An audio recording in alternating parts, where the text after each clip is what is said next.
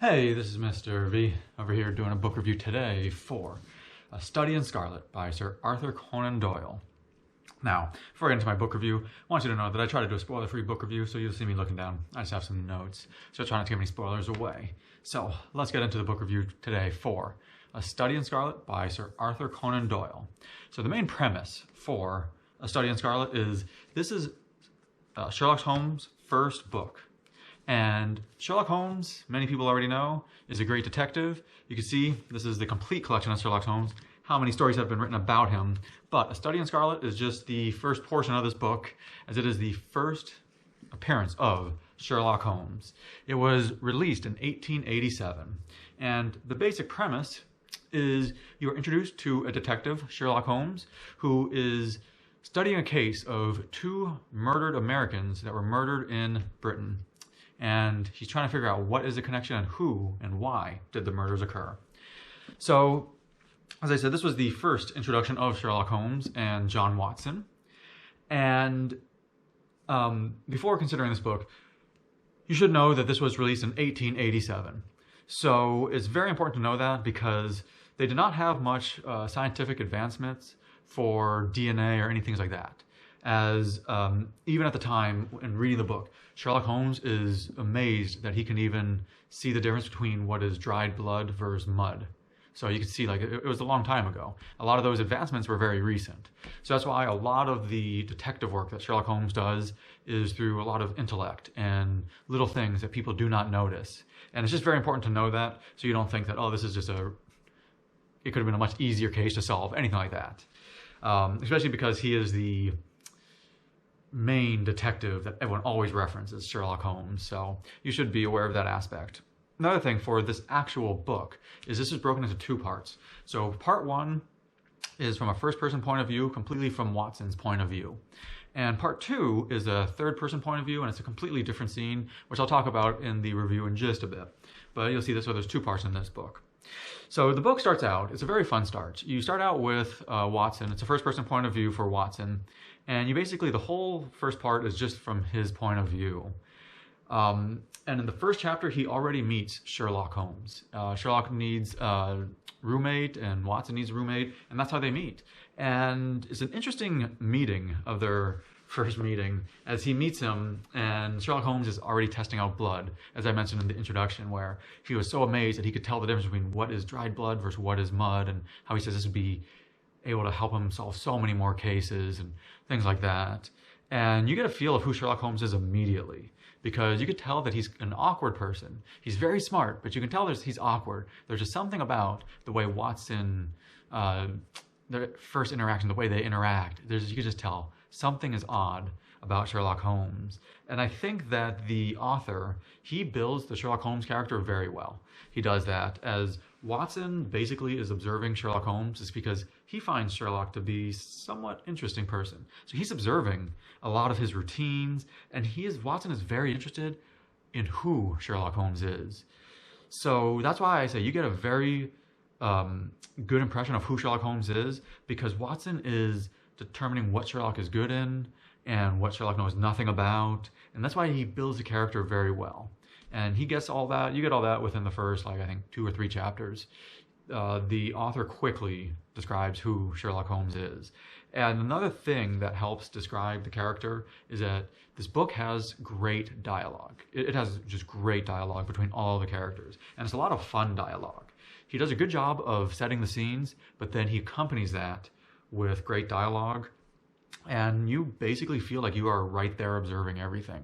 And that's how great the dialogue is that you just feel you are right there. When Watson has discussions with Sherlock Holmes, again, it's a first-person point of view, but when he's having the discussions with him, you really feel like you are having the discussion with Sherlock Holmes type of thing.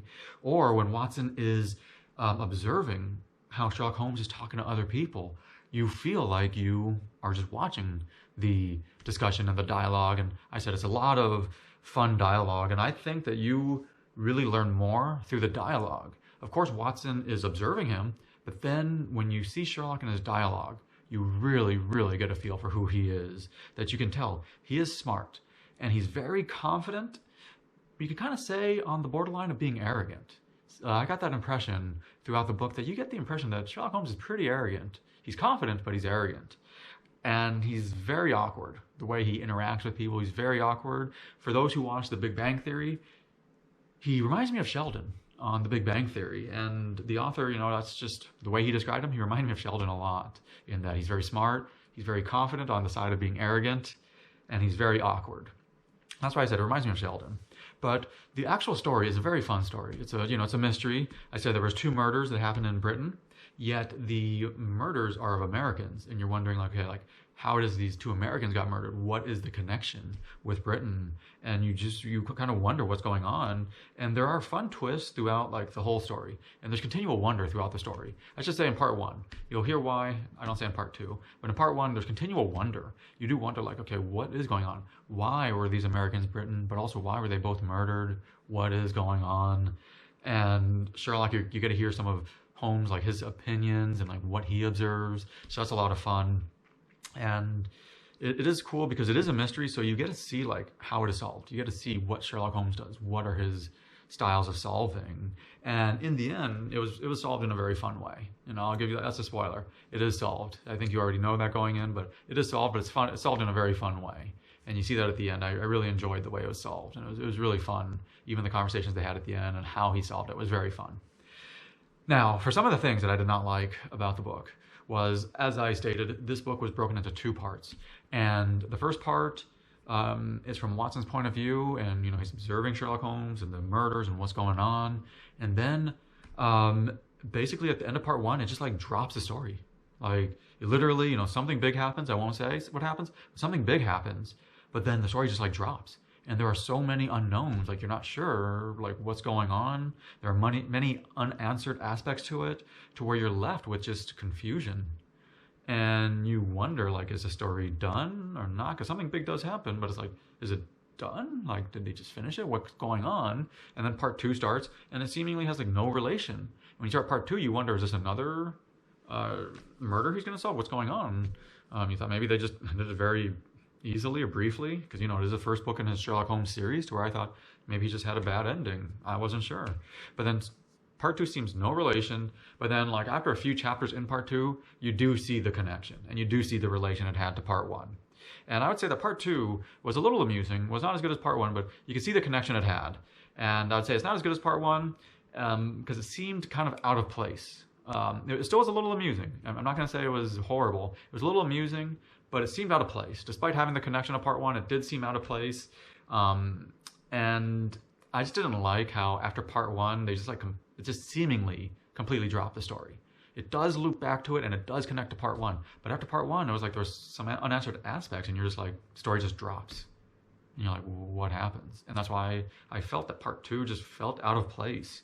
And you were left with confusion until you saw the link. But even then, it was just whatever. But I still enjoyed how it did link and how it did end. I thought the end was really good. But until that, it was just kind of weird for part 2. Now, as for his writing style, I thought that he had a very fun writing style. It is Old English, it's 1887. So they use slightly different terms, but overall, I still thought it was a very fun writing style. He described Sherlock Holmes. You get a feel for who he is. You see the interactions. He also, I think he captures you in a fun way that, I told you already, the dialogue is amazing. And I think that's what really captures you, because sometimes a dialogue can just make or break a story. And this one just made it so much better just because it was so great. And the mystery was a lot of fun because, again, it was a murder mystery. So that's always fun. And the way he did it was a lot of fun.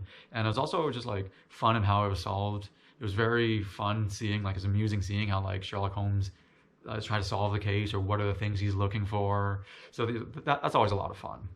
And, so overall, I thought the writing style, he did a very good job with the writing style. And overall, I thought it was an enjoyable book. It was definitely enjoyable, and it was very interesting to see the original Sherlock Holmes, the first appearance of Sherlock Holmes. So it was very interesting to see it. It was not a super amazing book, but I'll still say it was a fun book that, it's worth reading if you're interested in Sherlock Holmes. But let me give it my official rating right now. So I always rate my books on a scale of 0 to 10, with a 0 being an awful book, a 5 is an average, and a 10 is phenomenal. If it's anywhere near 10, put that on your reading list, because I'm a very tough critic, and a 5 is average. So for A Study in Scarlet, the first appearance of Sherlock Holmes, I'm going to give this book a 6.5. Remember, a 5's average, it's getting a 6.5. And it's getting a 6.5 because I still thought it was a fun book. Part 1 was much better than part 2. I said part 2 felt out of place, but it still linked to part 1, and then it was better. It had its downfalls, but it was still a fun overall book. But again, it wasn't anything super amazing. It was just a fun book, easy to pick up, easy to read, and so if you're interested in mysteries, interested in Sherlock Holmes, go out and read this book. I think you'll have a lot of fun. If you guys have any comments or questions, please post it in the comment section below, because I always love to hear your opinions and your comments. I hope you click the subscribe button, as I always upload multiple different types of book reviews. But thank you for watching my book review today. This is Mr. V. Go enjoy reading.